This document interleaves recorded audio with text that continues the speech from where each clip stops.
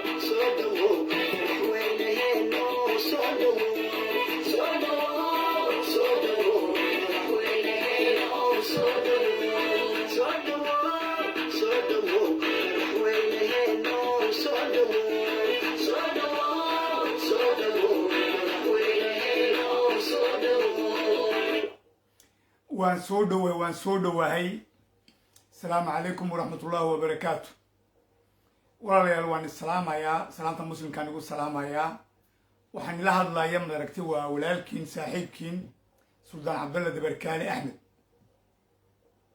baaqaas oo niga soo dirayo dalka ingiriisiga magaalada maaragtay caasimadda london maanta taariikhdu waa 25 waa maalin khamiisa 2021 arrimuhu maantu meel xun bay marayaan meel xun bay maraysaa had iyo jeerna waa nigala hadlay had iyo jeerna waa nii sheegay had iyo jeerna waa niigu soo celinayaa Ethiopia qarkay u saaran tahay inay burburto Ethiopia qarkay u saaran tahay inay burburto ninkii Abiy Ahmed ra'iisul wasaaraha Ethiopia maanta wuxuu ku dhawaaqay yaan ka wada hadlaynaa on analyse-kayga nii dhiibayaa dhegaysi wacan baan leeyahay share gareeya waa très important waa aad bay muhiim u tahay baaqa nii soo dirayo iyo talooyinkaa nii soo dhiibayaba hadday noqoto ummadda Ethiopia ummadda Eritrea ummadda Djibouti ummadda Soomaaliya waa arrin iyo aad khatarteeda leh loona baahan yahay inaad maaragtay aad la socotiin oo indhaha ku haysiin waa muhiim marka share gareeya walaal dhegaysi wacan baan leeyahay 5 minute kadib waan soo geli doonaa waxaan maaragtay aan wala dhegaysan doonaa baaqi ka soo baxay ra'iisul wasaaraha Ethiopia iyo waxa ku kalifay inuu baaqa 3 saacadood ka hor inuu barnaamijka soo dhigo marka dhegaysi wacan baan leeyahay insha Allah khayr bay noqonaysaa insha Allah marka share gareeya wala share gareeya waa muhiim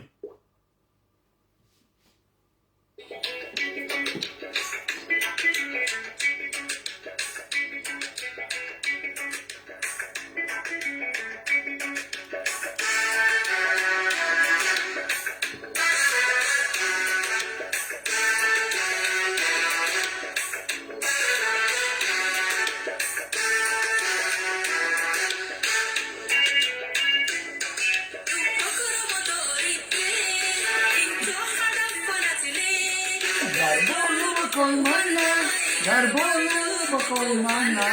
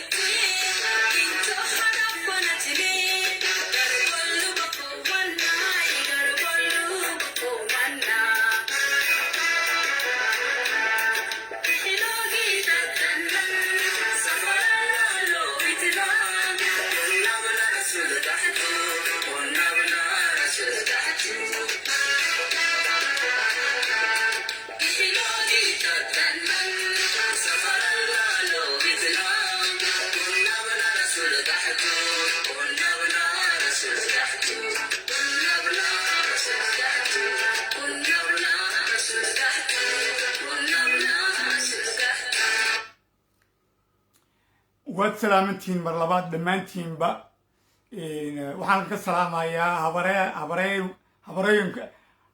habareeshay safiya macaan melissa nabiyaha samira iyo abtiyaaladayba dhammaantiinba waan islaamay kati marwo dhammaantiinba waan islaamay soo dhawaada waa très important aad iyo aad bay muhiim u tahay soo dhawaada codkayga dad malqaysiina ii sheega I am pleasure to come to you. Today is the 25th March 2021 and I want to share with you, people of Ethiopia, people of Eritrea, this very important message. Very important message for what? Because 2-3 hours before, the Prime Minister of Ethiopia, Abiy Ahmed, sent appeal to the President of Putin, Russia, the Parliament of Russia, to ask him help and to come to save Ethiopia by military. For today, 2-3 hours before, Abiy Ahmed sent this message to the Russian government, especially President Putin and the Parliament of Russia. Why? Why today Abiy Ahmed sent to appeal to President Putin to come to save Ethiopia and his government? That's very important. Very important. And I want to share with you. Please listen this appeal. After a few minutes, I will show you. And I am very sorry. The situation of Ethiopia, it is a completely disaster. and very, very, very dangerous. God bless Ethiopia, God bless Ethiopian people, Djibouti people, Eritrean people, Somalian people. God bless us and God save us. Inshallah. Inshallah. Please share to all our brothers, Oromo, Amara, Tigray, Afar, Somali, Benishangul, Walaita, Oromo. Why Abiy Ahmed send appeal to the president of Putin and Russia to come to help Ethiopian government to save, because the enemy, that the word of Abiy, the enemy of Ethiopia, want to destroy. And who is the enemy? America and European. And the big problem, the delegation sending by the president of Joe Biden, he is still in Addis Ababa. And today, Abiy Ahmed sent message to President Putin to come to save his power, his dictatorship, and his criminal acts for human rights in Tigray, in Oromia, Benishangul, Afar area, and Somali area. It's incredible. Please listen. It's a very important message and very dangerous situation in Ethiopia. Wassalamu alaikum wa rahmatullahi wa barakatuh. Please translate for the Ethiopian people or some people who speak Somali language or French. Please transmit. It's very important. The situation of Ethiopia, it is a catastrophic. I am sorry. Mes chers compatriotes, mes chers frères et sœurs, salam alaikum wa rahmatullahi wa barakatuh. Mes chers frères et sœurs, tout particulièrement de Djibouti, je viens vers vous pour vous faire une annonce qui est vraiment très grave, très grave pour l'Éthiopie, tout particulièrement, pour Djibouti, l'Érythrée, la Somalie et toute la région. Pourquoi? Il y a 2-3 heures de cela, le Premier ministre Abiy Ahmed est venu à la télé faire passer un message d'aide militairement parlant au gouvernement de la Russie, tout particulièrement au président Poutine et au Parlement de la Russie. Qu'est-ce qui a obligé aujourd'hui le Premier ministre éthiopien, Abiy Ahmed, à venir à la télé et lancer ce message d'appel de dernier secours à la Russie? Quand on dit la Russie, cela veut dire aussi en aparté la Chine. Mais pourquoi aujourd'hui, à cette heure où je vous parle, alors que la délégation envoyée par le président des États-Unis, Joe Biden, se trouve à Addis Ababa? Comment se fait-il que Abiy Ahmed, le Premier ministre éthiopien, puisse dire à la télé que les ennemis de l'Éthiopie, notamment entre guillemets, cela veut dire qu'il accuse directement les Américains, les Européens, à vouloir déstabiliser l'Éthiopie. Et que ce monsieur-là, Abiy Ahmed, envoie un message d'appel de secours au président Poutine à la Russie. C'est incroyable. C'est incroyable. Tout simplement parce que les Américains et les Européens ont donné un ultimatum à Abiy de démissionner, lui et son gouvernement, dont la présidente Sahle-Work et le vice-premier ministre, qui est l'homme fort en réalité de l'Éthiopie, Demeke Mekonnen. Et je viens d'apprendre, il y a quelques heures de cela, que le chef de la sécurité fédérale de l'Éthiopie a été assassiné aujourd'hui à Addis Ababa. Est-ce que c'est le premier ou c'est le deuxième? Parce que déjà, il y a 2-3 mois de cela, j'avais déjà annoncé que l'ami personnel d'Abiy Ahmed, qui était le chef de la sécurité fédérale de l'Éthiopie, qu'on n'a plus vu depuis, a été assassiné dans son bureau. Et là, je viens d'entendre que le chef de la sécurité a été encore assassiné.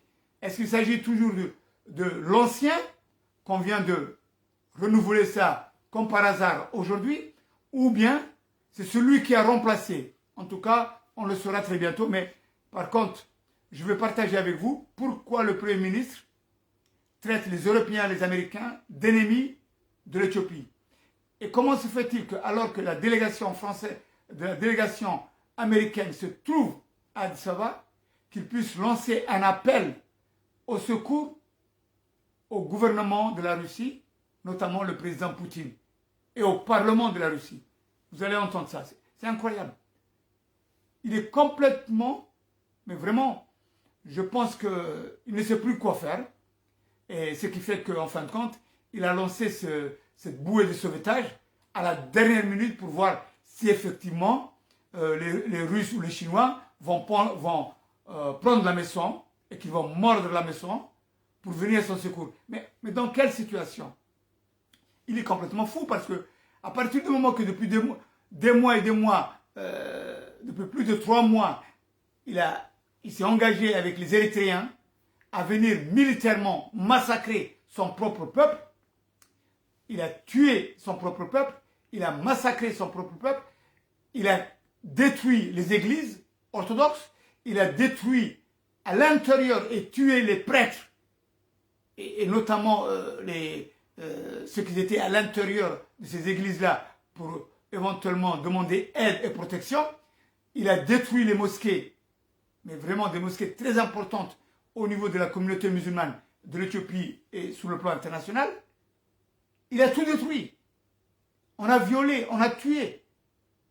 Et ce même gars qui a fait ce coup-là avec les Érythréens, l'armée érythréenne, vient aujourd'hui demander à la Russie de venir à son secours. Mais c'est incroyable. Mais premièrement, la Russie, c'est vrai que c'est un ami du peuple éthiopien. Mais jusqu'à preuve du contraire, l'Éthiopie n'est pas en guerre contre des ennemis de l'extérieur. C'est pas la Somalie, c'est pas le Kenya, c'est pas le... Non, non. L'Éthiopie a un problème intérieur. Elle a un problème intérieur dont effectivement il y a eu un génocide et un massacre commis par l'armée érythréenne sous ordre du président de l'Érythrée, Isaias Afwerki, qui ont massacré tout un peuple. L'armée fédérale éthiopienne massacre chaque jour les Oromos, Arabes, Afar, Somalie, Bénéchangul, Oueleta. C'est incroyable. Il y a un génocide à l'intérieur de l'Éthiopie et ce Premier ministre qui a perdu pratiquement, si on peut dire, il n'a plus sa tête sous lui, hein, il va demander à la Russie de venir à son secours. En fin de compte, il y a 48 heures de cela, il a parlé au Parlement éthiopien en racontant toutes sortes de choses, mais il a parlé comme si c'était un Mussolini. Il a parlé comme si c'était, comment dirais-je, Mengistu Haile Mariam. Plus de fédéralisme, plus de droits, plus, carrément. Et celui qui n'est pas d'accord, ben, on va s'en occuper, on l'amène en prison ou on le liquide.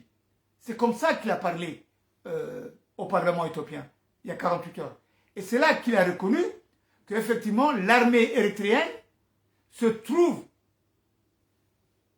sur le territoire éthiopien. C'est incroyable. Et ce même gars lance un appel au président Poutine de venir le secourir et de sauver ce qu'il a sauvé pour son régime. Ce n'est pas possible. La Russie est de confession orthodoxe.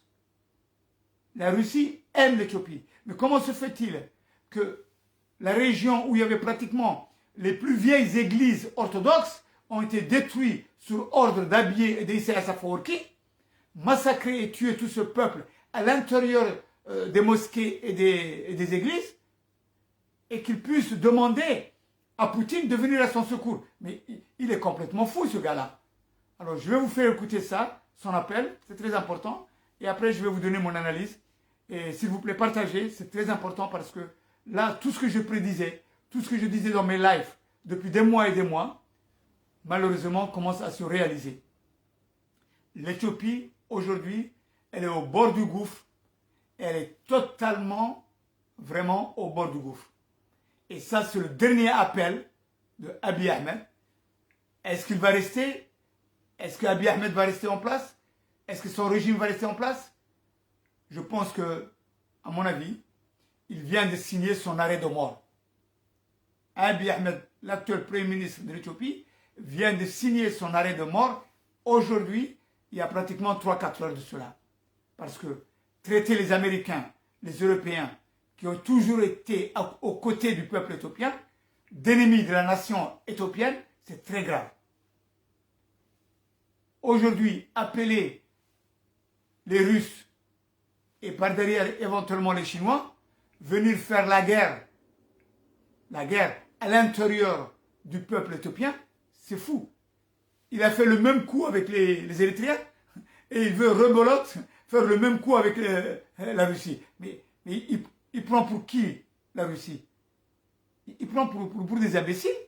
Quand on veut la Russie, ben on les appelle, venez, aidez-nous. Tuez avec nous notre peuple. Mais c'est complètement barjot. Il est fou ce gars-là. Il est complètement fou. Mais en fin de compte, c'est un homme qui pratiquement ne sait plus quoi faire. Et c'est pour ça qu'il a lancé cet appel depuis son bureau. Et vous allez écouter ça, c'est incroyable. Mais en tout cas, moi, toutes mes analyses que j'ai faites depuis 2 mois se sont avérées exactes, vraies, véridiques. Et je pense aussi qu'aujourd'hui, on est vraiment au bord du gouffre. Parce que si l'Éthiopie tombe, Ismaïl Omar Guelleh, l'actuel dictateur criminel de Djibouti, par ricochet, fera partie de ce qu'on appelle les dommages collatéraux. Et par la suite, y compris le président Isaias Afwerki de l'Érythrée, lui aussi va partir. Et il sera totalement mis de côté. Même quitte à ce que on le prenne directement par les fronts qui se préparent actuellement et qui vont rentrer en guerre. Et dans ce contexte-là, je peux déjà dès maintenant vous annoncer, dès maintenant en première ligne, je peux vous dire, je ne me trompe pas, selon mes analyses et les informations que je reçois de tous les côtés au niveau de l'Éthiopie ou de l'Érythrée, les Américains se préparent militairement sur le contexte naval avec 5 bateaux de guerre à raser pratiquement l'armée érythréenne à coups de missiles depuis la mer Rouge. Les Américains se préparent à lancer des missiles air-sol depuis la mer Rouge et ils sont pratiquement prêts pour détruire l'armée érythréenne, qu'elle soit en Éthiopie ou qu'elle soit en Érythrée. Notez ça bien, ce que Sultan Abdullah de Berkane vous dit, et vous allez voir, vous allez faire le constat. Et pratiquement tous les fronts, Afar, Tigré, Oromo, comment dirais-je, Érythréens et tout, qui sont contre le régime d'Isaias Afwerki, se préparent à envahir l'Érythrée. Mais par contre, l'Éthiopie, elle passera avant, parce que malheureusement, l'Éthiopie aujourd'hui, elle est au bord du gouffre, et vous allez écouter ça. Partagez au maximum, chers compatriotes, parce qu'il y va vraiment de la survie du peuple éthiopien et de tous les peuples limitrophes qui, par ricochet, peuvent vraiment être en danger. Wassalamu alaikum wa rahmatullahi wa barakatuh.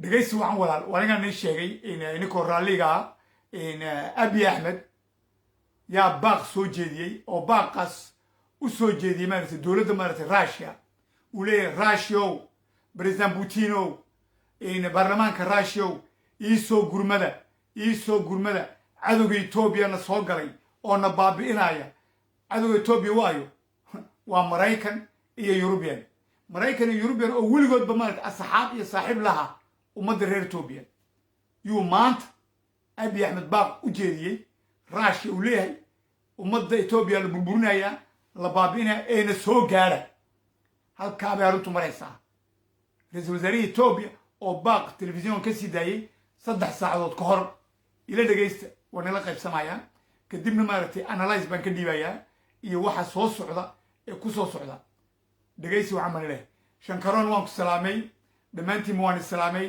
soo dhawaada khayr baan ii rajaynaya kadib waan ka faalloon doonaa xaaladda Etoobiya cirkay maraysaa maxaana ku kalifay Abiy oo gumaaday ummaddii Tigray Oromo Afar Somali Benishangul Gumuz Walayta ya oo ku gumaaday ummadda Etoobiya maaragtay masaajidadii ku jireen ee qadiimiga ku gumaaday meeshii kristanka kiniisadii maaragtay orthodoxka ku gumaaday dad iyo kiniisadihiiba burburiyey masaajidkii burburiyey oo maanta ugu baaqaya madaxweynaha ruushka ii soo gurmo war muwaaniya isaga safarki iyo isagu yaa ku gumaaday ummadda Ethiopia saas marka wuxuu u haystaa isaguna inay maaragtay ruushka ay yihiin maaragtay dad maaragtay bilaa maskaxa laakiinse waxa weeyaan xarkiisii maanta gacmo ku xidhay intii horeba waxaan sheegayaba wax badan baad ila aragteen wax badan baan hor yimiday tanna waan iga sheegay Abiy Ahmed gacmo ku xidhay qoorta xadhigii maaragtay lagu dardari lahaa isaga iyo waxa la xulfado dhaba uu ka mid yahay maaragtay ninka ra'iisul wasaare ku-xigeenka maaragtay Demeko Mukanan leeraa iyo islaanta maaragtay Sahle Work leeraa waxaasoo dhanba waa qaatiliin waana la qabanayaa gacan biraan lagu qabanayaa xadhigoodiina waa kuwa gacmaha ku xidhay waxaa igu maqala in maaragtay ninkii maaragtay nabad sugidda maaragtay Ethiopia federaalka madaxda ka ahaa in saaka la dilay su-aashu waxa weeyaan makiyaan hore u sheegay dhowr bilood ka hor dagaalku intuu bilaabmay aan u sheego in maaragtay wuu dhintay waa la dilay miso waa kii bedilay yaa isagana la dilay saaka marka taana maaragtay waqtigaa noo sheegi doona bal dhegaysi wacan Abiy Ahmed iyo baaqiisii oo Russia u diray ila dhegaysi Excellencies, ladies and gentlemen, I'm energized by... haddaad malqaysiin walaal ii sheega codka haddaanad malqayna maaragtay waan isku dayayaa marka ila socodsiiya codka waad salaamantihiin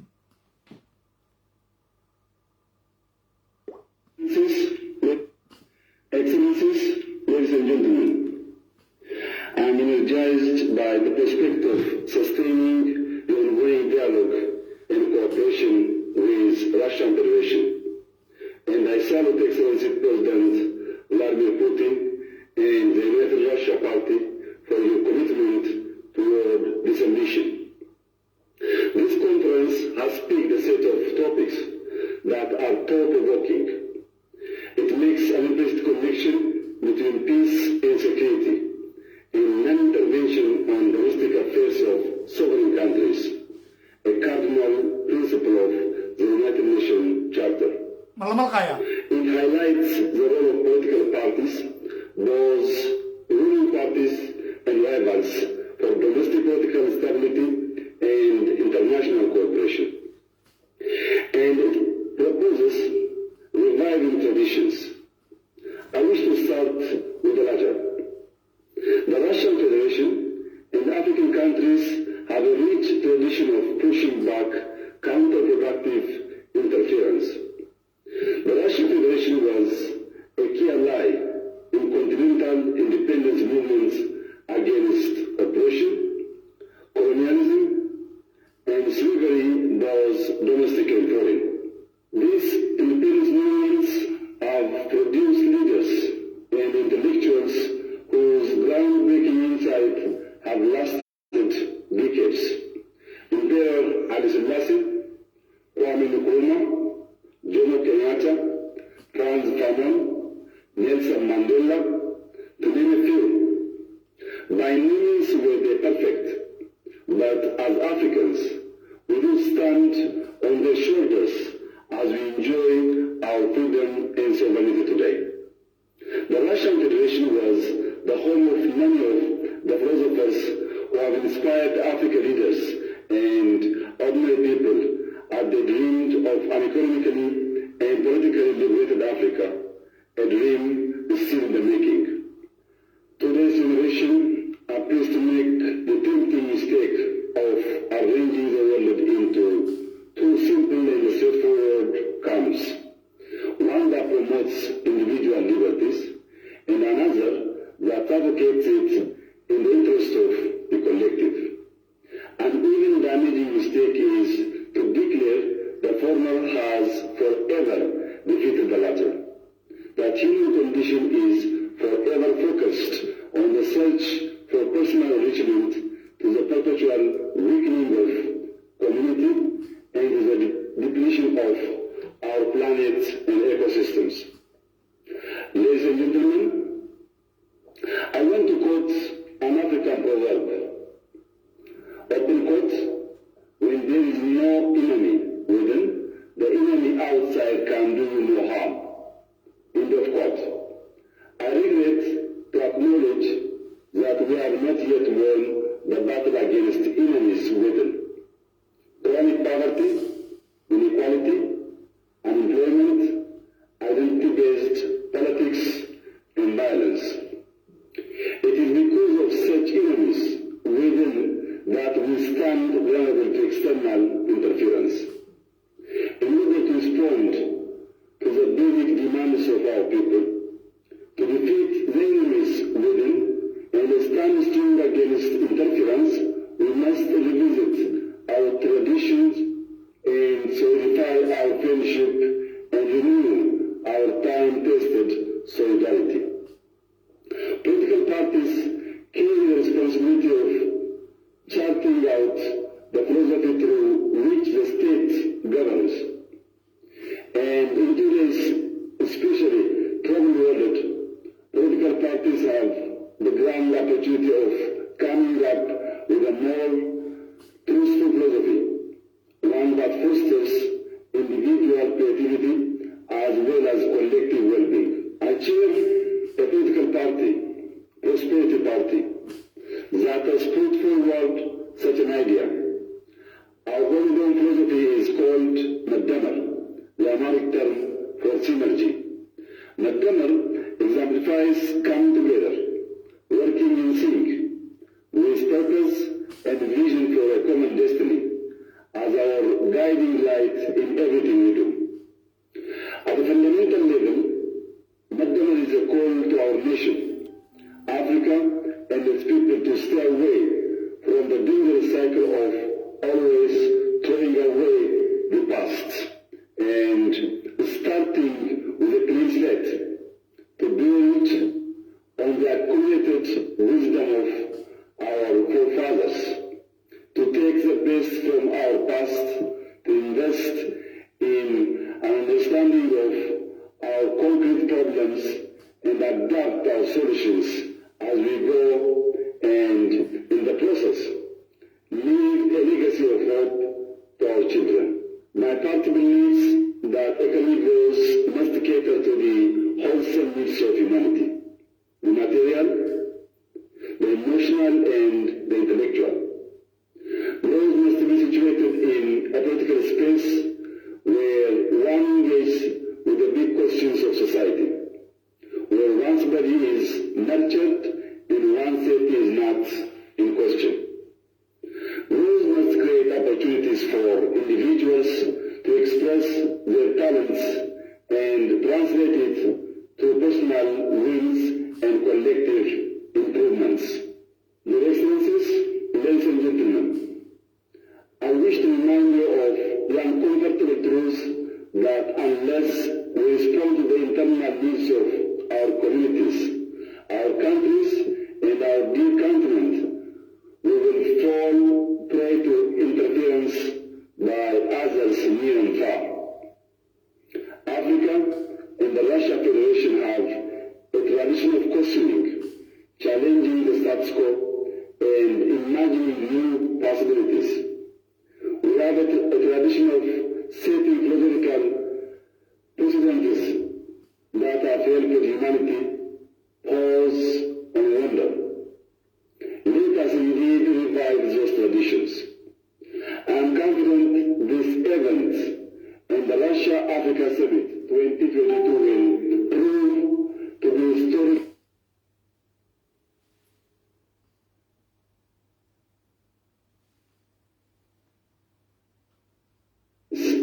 Our countries and our dear continent, we will fall prey to interference by others near and far. Africa and the Russia Federation have a tradition of questioning, challenging the status quo, and imagining new possibilities. We have a tradition of setting philosophical precedents that have helped humanity pause and wonder. Let us indeed revive those traditions. I am confident this event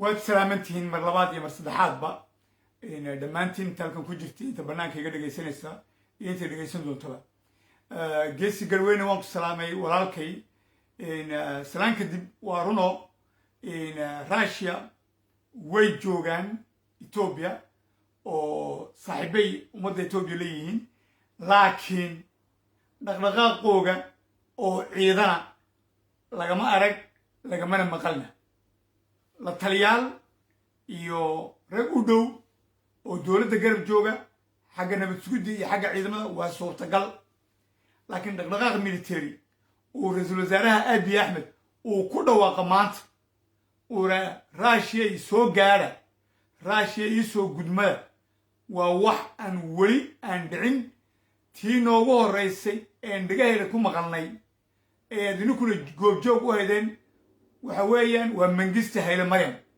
markuu ku dhawaaqay uu qayladhaan ugu dhuftay madaragtay russia iyo madaragtay fidel castro cuba uu yidhi soomaaliya iyo yurub iyo maraykan baa ay baabi'inaya ee iisoo gurmada taas maxay ahayd waxay ahayd dagaal etoobiya dowlad kale is hayaan oo markaas dowladdaa kalena oy ceebaysay ay xumaysay dowladda russia oo ka argoosanaysa taa daraaddeed yay russia ku soo gashay kuubana uu soo galay oo halkaa dagaalka maaragtay xulafo loo noqday iyadiyo maaragtay yemantii maaragtay sanca yemantii maaragtay cadan marka tii oo kale ee mangistu hayle maryam yuu maanta ku dhawaaqay ra-iisul wasaare abiye maxaa keenay waxaa keenay wax kale maaha xalay toole maraykanku wuxuu u dhiibay abiy axmed iyo dowladdiisaba ultimatom wax la yaraa aba maaragtay amarna lama oran karo ultimatum waxa weeyaan maaragtay digniin culus yaa loo dhiibay abiye oo la yidhi iscasil oo xukunka ka bax adiga iyo raggaaga intii dhibaatada geysatay ee gumaadka geysatay dhammaantoodna maxkamad baa la keenay oo waa la qaban wuu diiday taas taa ma diiday waa ka saaka ku dhawaaqay laba beri ka horna waa kuwa horay u sheegay baarlamaanka hortiisa uu yidhi federalismkii jiseedaha ku dhisnaa maaragtay etoobiya soomaali canfar oromo amxaaro waxaasoo dhanba waa la tuuray ma jirto afkiisuu ku yidhi baarlamaanka hortiisa shalay mayna daraatole inuu federalism inuuna jirin in xusbi keliyaata uu maamulayo oo b b la yaraa in wixii ka soo horjeestana xabsiga uu geenayo waa shalay mayna daraatole waa abiye maanta muxuu ku dhawaaqay russia ii soo gurmo etoobiya way burburaysaay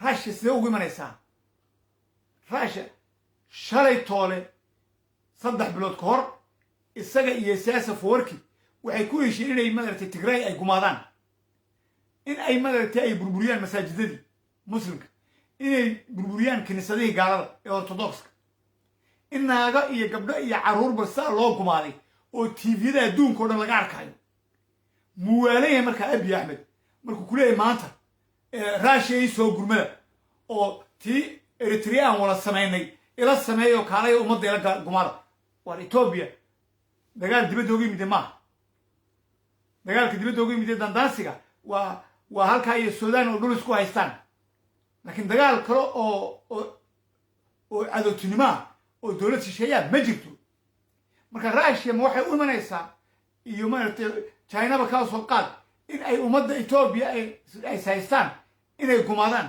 inay ka dhigaan maaragtay federalismka inay baabi'iyaan oo wax aan maskaxda gelayn marka soomaalidu maxay ku maamaadaa abiy axmed gacmihiisuu ku sitaa xadhiggii isku dardarayay wuuna ku dhawaaqay russia waxay u soo gurman leedahay etoobiya oo etoobiya ay abiya gacan siin lahayd haddayna eritrea meesha ay soo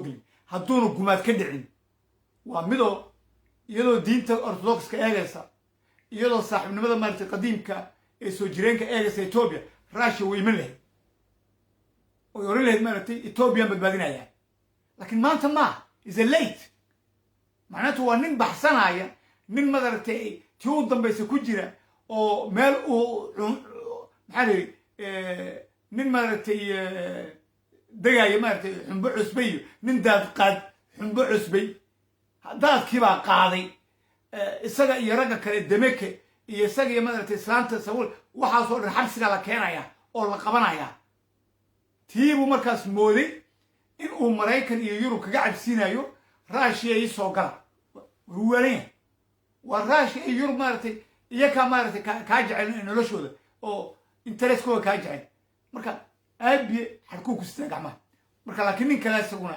isdiyaarinayo oo nimanka saacadan warkiisi la soo dhiibay waa Ismaaciil Cumar Geelle Ismaaciil Cumar Geelle saacadan la hadlay nabad iskudiisi uu la hadlay ciidanka baddu la hadlay ninkii nadeerkay xukumay saddex fadeed oo hub iyo madaragtay lacag iyo madaragtay raashin ku qaadaya oo la baxsanayo yaa uu soo diyaariyay qaybta madaragtay Ramus dhinaca badda iyo dhinaca kale madaragtay badweynta diyaar weeyaan oo taas dhinaca iyo jasiiradda madaragtay Ilmushay Maskali Ismaaciil Cumar Geelle iyo Khadra eta parallel way isdiyaarinayaan inay baxsaan halkay u baxsanayaan warka la soo dhiibay waa Saudi Arabia Saudi Arabia yuu weydiisanaya magangale siyaasadeed Sacuudiga ma aqbalaya taa way noo taala annakii Sacuudiga way noo taala inuu sheekadii maaragtay Ben Ali inuu sagana maaragtay halkaas wixii tuug iyo khaatir oo dhanba uu Sacuudiga uu soo dhaweyso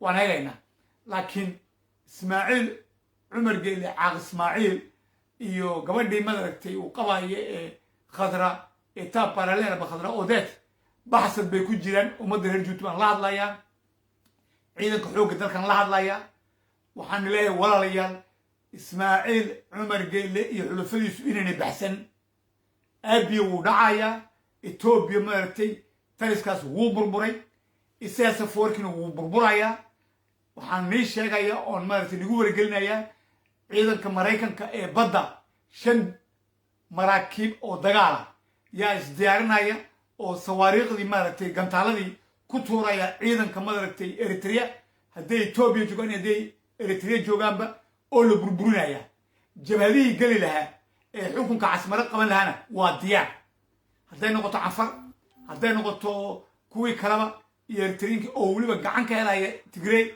oo waliba gacan ka helaya maaragtay rag badan oo Ethiopiana oo isaasa foorki meesha laga baabiinayo marka isaasa foorki uu baabaaya Abiy Ahmed ragga jooga sababna maaragtay waa la qabanaya dalka Ethiopia saa waxa ku badbaadinaya hadduu Ilaahay ka dhigo uu Ilaahay nagu garab galo waa Oromo xukunka qabanaysa Oromo oo xulufo la Afar Oromo xulufo la Soomaali Oromo xulufo la maaragtay Benishangul iyo Gumuz iyo Walayta iyo qaar nadiif oo Tigray iyo Amhara oo nadiif xukunka Djibouti xukunka Ethiopia alxamdulillah rabbil caalamiin wuxuu u bislaaday oo maanta Ilaahay hor keenaya Oromo isdiyaari laakiin Oromo u sheegaya oo aan maaragtay baaqan ugu sii daraya waar maxaabiisiini oo ugu horeeyay Jawaar Maxamed Bekele Garba iyo ragga dhamaantood iyo ninkii kale magaciisa isaguna uga baxay kula jira xabsiga in la dilaa la doonaya in la dilo yaa la doonaya oo Abiy inay dilaan bay doonayaan ka gaara oo badbaadiya waa nin sheegay Oromo raggaas xabsiga ku jira in la dilaa la doonaya ka gaara oo badbaadiya baaqaas wuxuu niga soo baxay Suldaan Cabdalla Dabarkaale haddaad malqaysiin haddaad dhageysanaysiin walaalayaal Oromada gaarsiiya sheer gareeya Ethiopia alxamdulillah rabbil caalamiin xukunka cusub ay qabanayaan waa Oromo Ilaahay hortiina maaragtay Ismaaciil Cumar Geellena wuu baxsanaya wuuna burburaya waanan qabanaynaa isagii xulufadiisa dhanba waxa jeelka ku jira Fuad Yusuf Ali laba xidiglaha oo insha Allah isaguna maanta aan ugu bishaareynay inuu noqonayo mijirka aba commandant aan ugu dhigayno insha Allah wuuna soo baxaya gabase intii dulmiga ku xakuneed ee ku jirtay gabood cadaalad baa imanaysa cadaalad dawladda u dhannahay imanaysa oo aan maaragtay insha Allah aan anigu maaragtay madaxweyne ka noqon doona hadduu Ilaahay ka dhigo baaq badan iyo gacan badan baan meelo badan maaragtay aan ka haystaa oo iminka aan nima sheegay laakiinse waxaan sugayaa oo kaliyaatay Abiy iyo xukunka Ethiopia gacanta lagu qabto bas kadib waad arkaysiin reer jabuutiyo garabkiinaan joogaa nigama dheeri markaas jabuuti caadi baan u soo galayaa waa ballan abi axmed markuu rogmado isaas afoorki markay ragmadaan ballan baa niigu qaaday inaan suldaan cabdalla dabarkaale iyo xulafadiisa iyo wuxuu wato oo dhanba inaan jabuuti soo galayo waa ballan khayr baan igaga tagayaa taana madarata waxaan leeyahay abi axmed maanta iyo gacmaha ku xidhay maaragtay xadhiggii uu isku dardarayay waana khayr u soo socda ummadda geeskao dhanba abi waa khaatil dhalay isaga iyo isaas afoorki iyo ismaaciil cumar geele ilaahay baan naga qabanaya insha allah waan soo salaamay khayr baan igaga tagayaa ilaahayna maaragtay hana garab galo baaqayga waxaan ku dambaysiinayaa waar ciisow waar abti waar ciise weynow abti intaasoo sinadood baan nila hadlaya intaabaan haddana aan nila hadlaya waana nii sheegayaa waar ha sugina abiya intuu dhacayo waar abiya markuu dhaco oy dowladdaas xukunku ay rogmato waxaad ogaatiin dagaal baa fooda nagu soo haya canfarna way soo dhaqaaqay ciisena wuu soo dhaqaaqay way soo wada dhaqaaqeen halkee la iskugu imanay waa jabuuti dee jabuuti ma la burburinaya mise la baabi'inaya 100 jeer baan nila hadlay 100 jeer baan nii sheegaya war anigu maanta waan hadli karaa wax waan sheegi karaa laakiin burburku hadduu yimaado wax aan qaban karaayo ma jirto waxay noqonaysaa nin walba ilaahay buu leeyahay marka taasuna waxa weeyaan abtiyaaladay uma fiicna abtiyaaladay uma fiicna abtiyaaladay waa inay cadaaladda arkaan waa inay sinaanta gartaan waa in uu wuxuu ismaaciil cumar geele geystay isagoo magaca ciise weyn madaragtay xambaarsan waa in ciise maanta uu madaragtay raa canfar waa walaaladay canfar waa dadkayagii gacantaas qabsanaynaa xukunka jabuutina canfar baa qabanaysa haddaan nin kale aad weydeenna wiilkan abtiga u nahay suldaan cabdalla dabarkaale iyaan madaxweynaha jabuuti u dooranaynaa canfarna ay dhashay ciisena uu dhalay iyo soomaaliba marka abti waxaani leeyahay maantay noogu dhowdahay beritoola maya beritoola xaaladdu way isbedelaysaa meel xun bay maraysaa marka maantay noogu dhowdahay ka city jooga ka jabuuti jooga ka salal jooga dhammaantiin waxaan leeyahay abtiyaaladay iyo habeerahayba maantay noogu dhowdahay inaan gacantaas qabsanno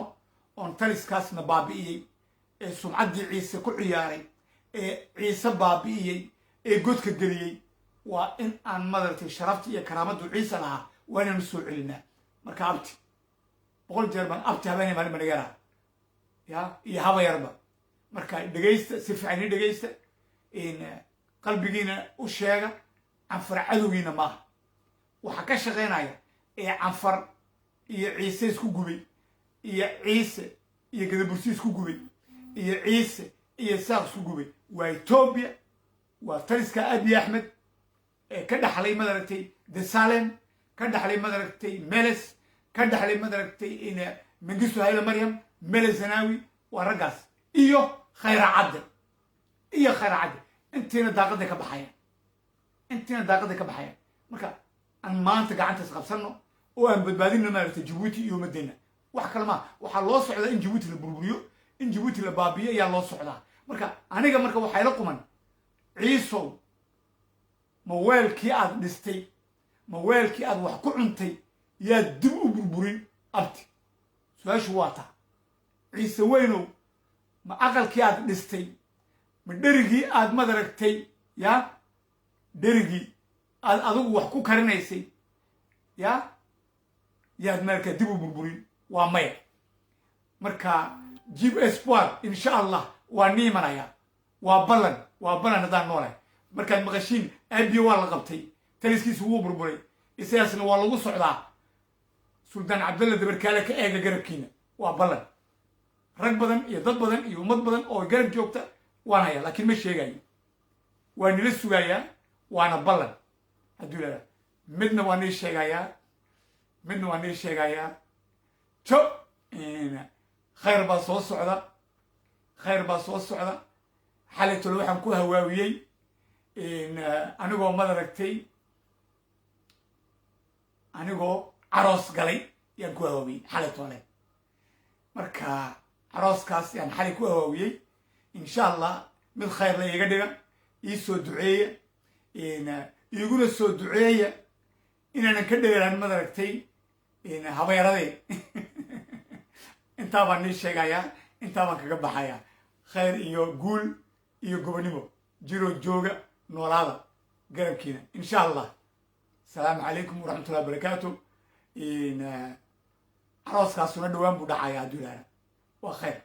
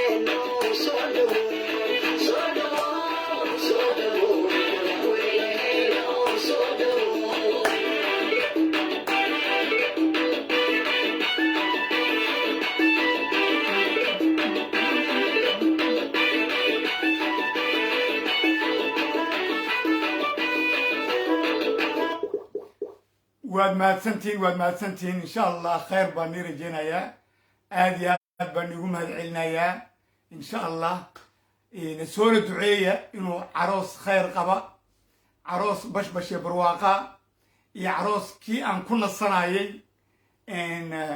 ku guulaysanayay inuu ilaahay iga dhigo aniga iyo madaragtay jacaylka abuurmaya ee soo socda insha allah khayr baan nii rajaynayaa waan ila socodsiin doonaa waxaan rajaynayaa sida ugu dhaqsaha badan intaa yaree coronaviruska cudurka viruska baan maaragtay sugaynaa hawshiisa inay naga kala dhammaato kadibna maaragtay carooska iyo caroosadaba waa lagu dhawaaqi laakiin ugu duceeya inuuna ka dheeraan madaragtay habeeradii cafar waan soo arkay